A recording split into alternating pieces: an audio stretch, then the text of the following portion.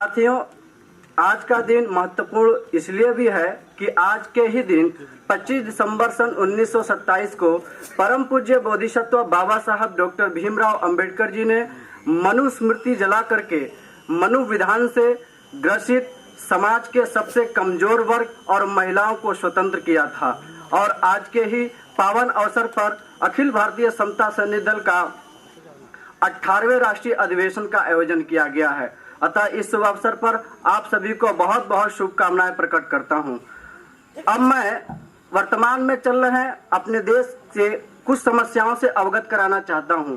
आप सभी इस बात से अवगत हैं कि हमारे देश में निजीकरण दिन प्रतिदिन होता जा रहा है और निजीकरण के माध्यम से जो कैपिटलिस्ट सोसाइटी है, जो पूंजीवादी व्यवस्था है, दिन प्रतिदिन हावी होता जा रहा है। सम्मानित साथियों, जो यूरोपियन कैपिटलिस्ट सोसाइटी है उससे थोड़ा अलग, उससे कहीं ज्यादा अलग है भारतीय कैपिटलिस्ट सोसाइटी। भारतीय कैपिटलिस्ट सोसाइटी इसलिए अलग है क्योंकि इंडियन कैपिटलिज्म में ब्राह्मणिकल सोशल ऑर्डर का मिश्रण है, अर्थात पूंजीवाद और ब्राह्मणवाद का दोनों का आपसी सम्मिश्रण है।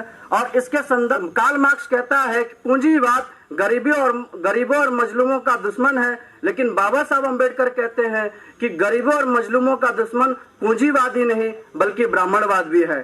तो साथियों, जो पूंजीवादी ब्राह्मणवादी व्यवस्था है भारत में, यह हमारे देश की लोकतंत्र, धर्मनिरपेक्षता और समाजवाद के लिए सबसे ज्यादा खतरा साबित हो रहा है, जिसके परिणाम स्वरूप आए दिन निजीकरण के माध्यम से समाज के कमजोर वर्गों को तमाम संवैधानिक अधिकारों से वंचित करने का षड्यंत्र हो रहा है।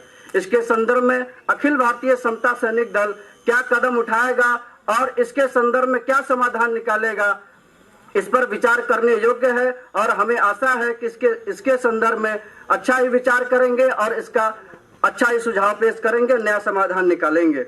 सम्मानित साथियों, हमारा देश स्वतंत्र हुए लगभग 70 वर्ष से अधिक हो चुके हैं, लेकिन हमारे देश में विभिन्न रूप से प्रगति किया है। आर्थिक क्षेत्र में हो, सैन्य क्षेत्र में हो या अन्य विकास से संबंधित क्षेत्र हो, काफी ज्यादा विकास किया है।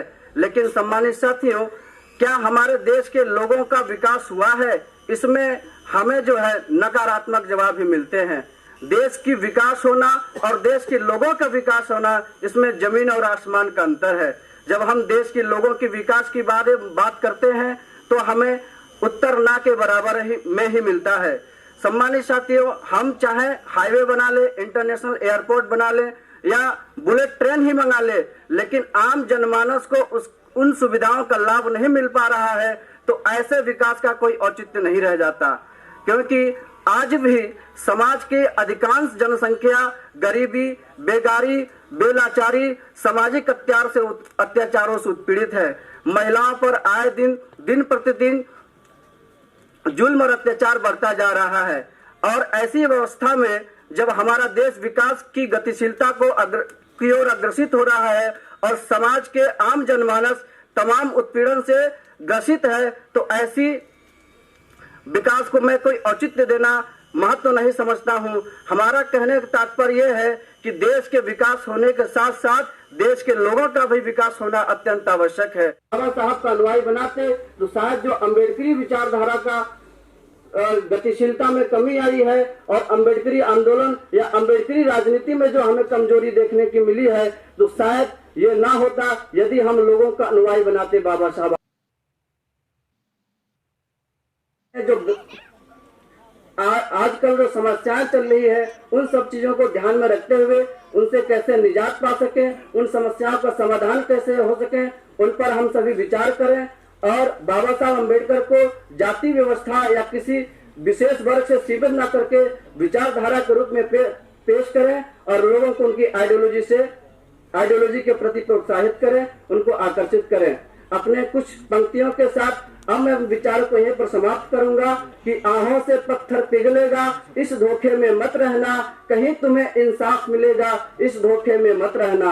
भारत के जर्रे जर्रे में सबका अपना हिस्सा है, बुला बुला कर कोई देगा, इस धोखे में मत रहना। कहा किसी ने तेरे भाग्य में धन दौलत की रेखा है, छप्पर फाड़ के धन बरसेगा, इस धोखे में मत रहना। कहा किसी ने तेरे भाग्य में धन दौलत की रेखा है, छप्पर फाड़ के धन बरसेगा, इस धोखे में मत रहना।